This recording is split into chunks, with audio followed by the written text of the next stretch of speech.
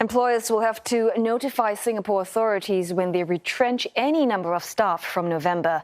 Since 2017, they only need to do so when 5 or more employees are laid off within a 6-month period. Well, the new requirements apply to firms with at least 10 staff, and those who don't comply may face fines of up to $2,000. The Manpower Ministry says the change will give more timely help to workers who have lost their jobs. And these include workshops, career coaching, job matching, as well as referrals that will be set up with tripartite partners and other agencies. Senior Minister of State Koh Poh Koon visited the Workforce Centre Careers Connect office, which facilitates job matching today.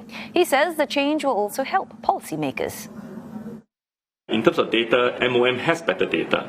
And for the employer who may need to be retrenched, I think they will appreciate the fact that we are actually able to resource them earlier and provide intervention at a much earlier stage. So I think from the perspective of both the policymaker, getting better data, to get a better sense of the market, to have the pulse of the labour force changes, I think it's good for policy making. Meanwhile, the labour movement says the changes mean it can move in much earlier to make sure local workers are not laid off unfairly in favour of foreigners. It says that it will also be able to provide support much earlier, especially when time is crucial for those retrenched. Every day they are off a job, you might lose your market transferable skills, your market viability is also affected. And the earlier we know, the earlier you get access to more opportunities. I think that is the big thing. The second thing that we need to have is that we can then start to work with the companies and find out, is retrenchment the absolutely necessary thing to do? Can we do a job redesign? Can we do a redeployment?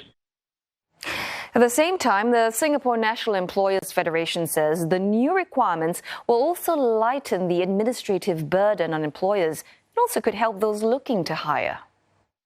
After all, if you are downsizing headcount, you are busy in the survival mode. I would say that it is administratively quite cumbersome to actually try to track to make sure that you are meeting the legislative requirements. Employers who are doing well and is struggling with hiring will potentially have another source of candidates to look at and potentially fill these vacancies.